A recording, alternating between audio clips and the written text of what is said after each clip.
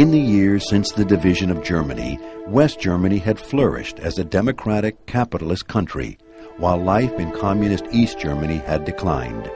As a result, between 1949 and 1961, 3 million East Germans fled to West Germany, mainly through West Berlin. Angered and embarrassed by the loss of so many people, the Soviets had East German soldiers begin erecting a barbed wire fence along the border between East and West Berlin in 1961. Soon, the wire was replaced by concrete, and the Berlin Wall quickly became one of the most powerful symbols of the Cold War, concrete evidence of the Iron Curtain.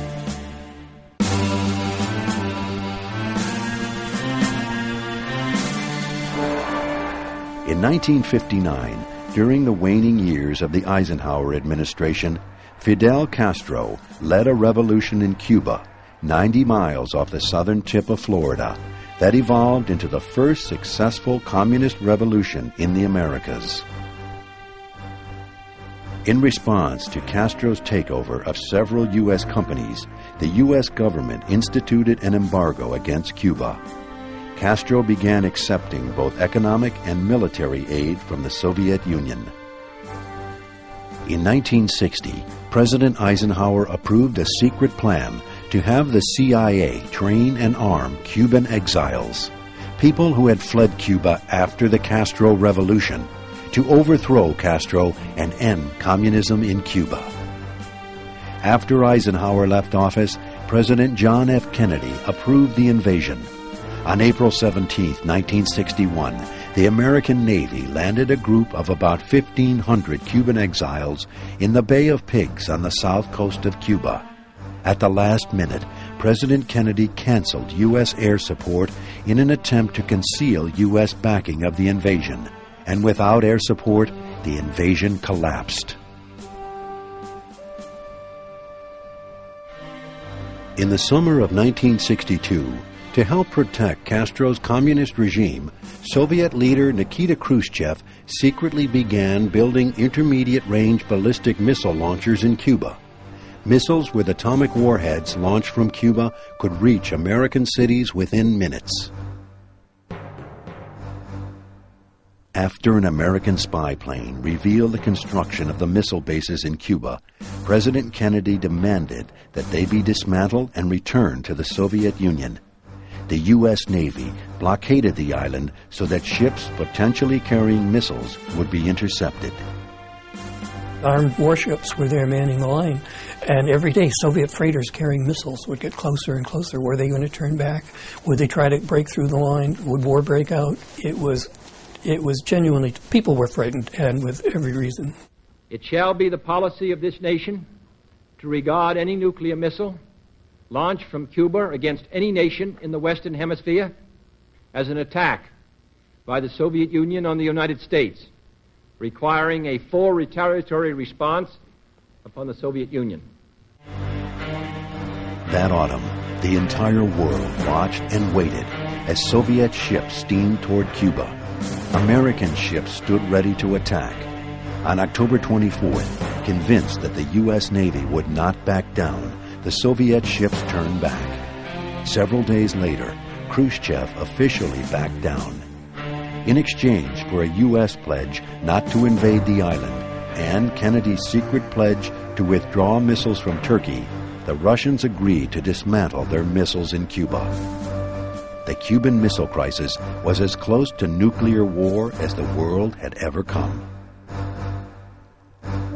Soon, Khrushchev and Kennedy agreed to stop testing nuclear weapons in the atmosphere, the first significant agreement between the two sides since the end of World War II. But hopes for more progress faded when Kennedy was assassinated in 1963. Khrushchev was removed as the Soviet leader in 1964, partly because of the humiliation of the Cuban Missile Crisis.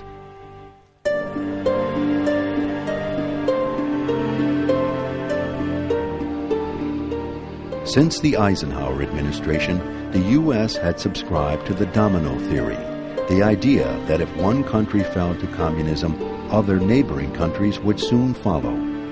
This fear of a communist chain reaction was the driving factor behind much of the United States foreign policy during the Cold War. The situation in Southeast Asia was a perfect example. Between 1961 and 1973, American troops fought in Vietnam, trying to prevent communist-controlled and Soviet-supported North Vietnam from invading and overtaking U.S.-backed South Vietnam. The thinking was that if Vietnam became communist, all of Southeast Asia would be under threat.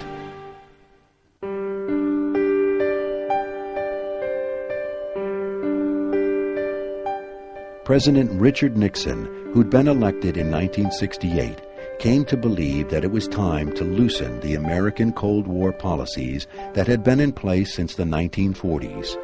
The U.S. entered a period of détente, a thawing in the Cold War. As part of this détente, Nixon made an unprecedented trip to Communist China in 1972, paving the way for eventual recognition of the mainland government, something the U.S. had refused to do since 1949. Only 3 months later, Nixon went to Moscow in a further move to ease Cold War tensions. There he concluded the first substantial arms control treaty with the Soviet Union called SALT I, for Strategic Arms Limitation Treaty.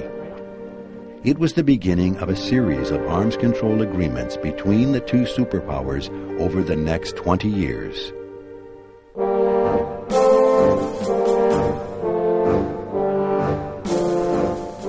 Elected in 1981, President Ronald Reagan revived the black and white rhetoric of the Cold War, often referring to the Soviet Union as the evil empire. Reagan also applied his anti-communist beliefs toward Latin America.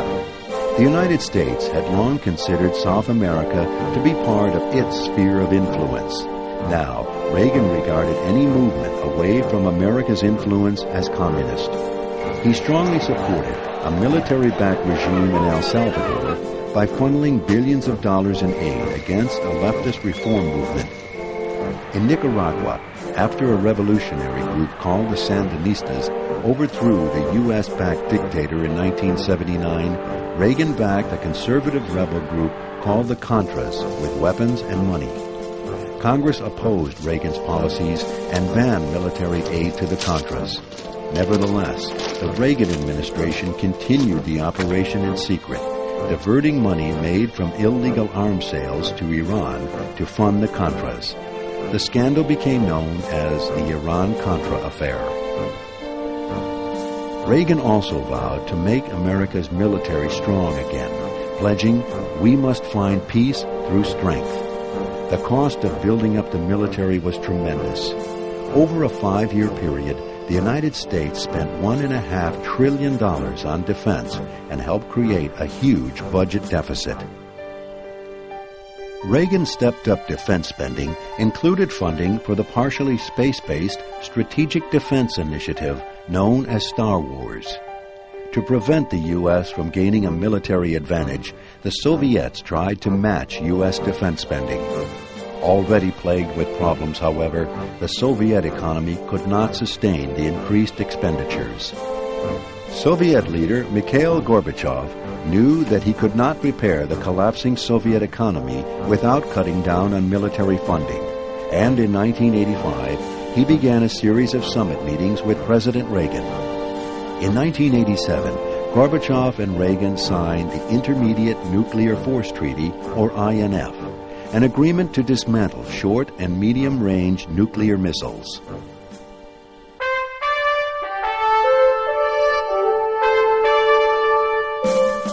In 1987, President Reagan visited an economically vibrant West Berlin.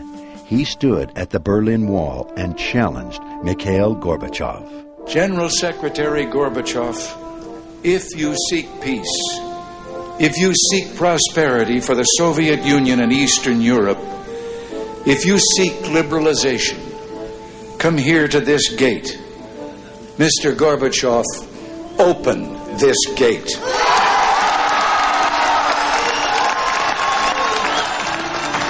Mr. Gorbachev, tear down this wall.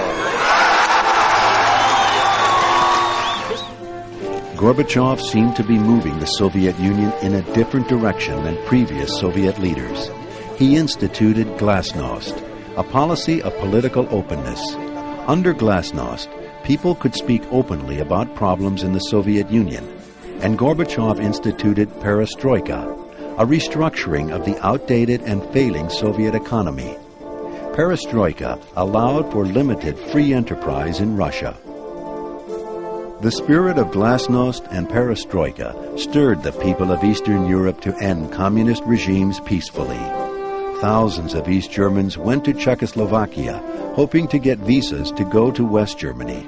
Then East Germany, the most rigid and tightly controlled of all the Eastern European countries, began to stir. First, the East German leader was forced out of office, and then his successor ordered the opening of the Berlin Wall on November 9, 1989. Days later, dismantling of one of the most infamous symbols of the Iron Curtain began. Within a year, Germany was reunited under a democratic government. President Gorbachev's efforts to keep the Soviet Union intact failed, and by the end of 1993, his successor, Boris Yeltsin, had overseen the dissolution of the Soviet Union into 15 separate nations. The Cold War was over.